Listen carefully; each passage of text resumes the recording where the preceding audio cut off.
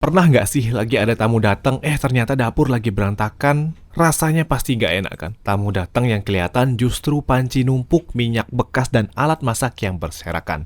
Padahal niatnya pengen bikin rumah kelihatan rapi dan nyaman. Nah, ada satu cara simple biar hal kayak gitu nggak terjadi lagi.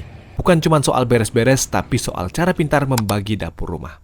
Masalahnya di banyak rumah di Indonesia, semua kegiatan masak dicampur jadi satu di dapur utama. Mulai dari bikin kopi sampai goreng ikan, semua dilakukan di satu tempat. Akhirnya, bukan cuman bikin dapur berantakan, tapi juga bikin nggak nyaman kalau tiba-tiba ada tamu datang. Tamu duduk di ruang tamu, langsung bisa lihat dapur yang penuh alat masak. Ekspresi kita cuma bisa senyum terpaksa, padahal dalam hati pengen buru-buru beresin. Dan yang lebih bikin gak nyaman lagi, asap masakan bisa masuk sampai ke ruang tamu. Tembok jadi kusam, aroma dapur nyebar ke seluruh rumah. Tamu yang tadinya betah ngobrol, jadi pengen buru-buru pulang. Belum lagi kalau misalkan masaknya belum beres nih, kita serba salah. Antara nyambut tamu atau mau masak dulu. Ujung-ujungnya suasananya jadi gak enak. Dan yang pasti, kita jadi malu sendiri sama keadaan dapur yang gak terkontrol.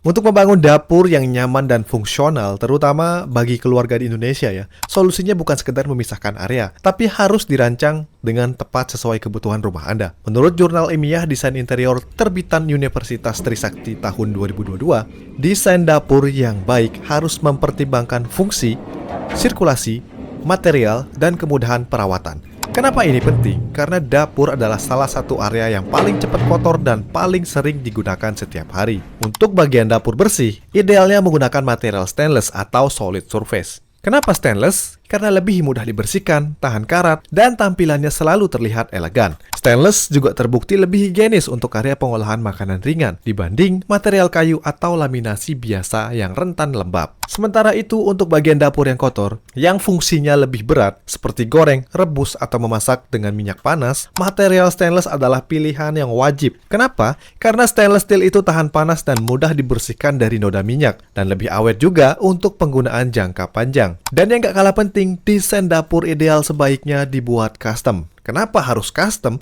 Karena ukuran dari layout setiap rumah pasti beda-beda. Dengan desain custom, kita bisa atur tata letak dapur sesuai kebutuhan ruang, alur kerja memasak, dan tentu selera estetika pemilik rumah. Itulah mengapa jangan asal beli kitchen set jadi.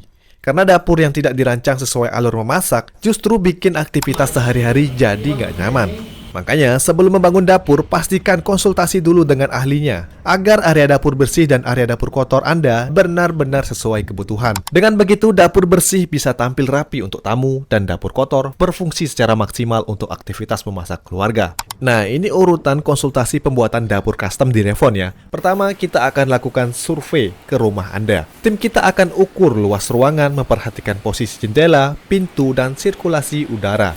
Tim kita juga akan menentukan layout kasar, apakah modelnya akan linear, L-shape, U-shape, atau island. Ketika Anda konsultasi dengan konsultan kita akan menanyakan beberapa pertanyaan yang paling penting ya. Seberapa sering Anda memasak, masak berat atau ringan, atau mungkin ada kebiasaan tertentu di dapur Anda. Ini untuk menentukan pemisahan area dapur bersih dan dapur kotor sesuai kebiasaan keluarga. Di sini juga Anda bisa memilih fasilitas tambahan, misalkan seperti space untuk oven, microwave, rice cooker, atau tempat cuci piring yang terpisah.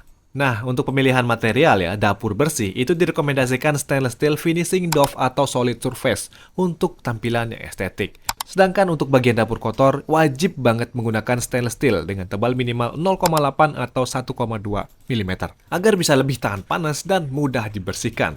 Setelah ukuran dan kebutuhannya jelas, baru masuk ke bagian komputerisasi. Dibuat gambar desain 3D. Anda bisa melihat tampilan visual dari dapur Anda sebelum dibuat. Jika sudah deal dengan desain 3D-nya, Anda bisa langsung lakukan DP 50%. Produksi kitchen set yang Anda order, langsung kita mulai di workshop Revon Teknologi. Setelah proses produksi selesai, Anda bisa lakukan pelunasan dan kita kirim ke lokasi Anda. Oke, sebagai catatan, pemisahan dapur bersih dan bagian dapur kotor, rumah itu nggak cuma lebih rapi ya, tapi juga bikin hidup lebih tenang. Nggak ada lagi panik beresin dapur kalau tiba-tiba tamu datang. Ruang tamu juga tetap nyaman, dapur bersih tetap estetik, dan dapur kotor tetap bisa berfungsi maksimal untuk urusan masak-memasak. Tamu pun bisa betah ngobrol, kita nggak perlu lagi merasa malu. Kalau mau inspirasi desain dapur yang cocok buat rumah Anda, subscribe channel ini dan aktifkan loncengnya sekarang juga.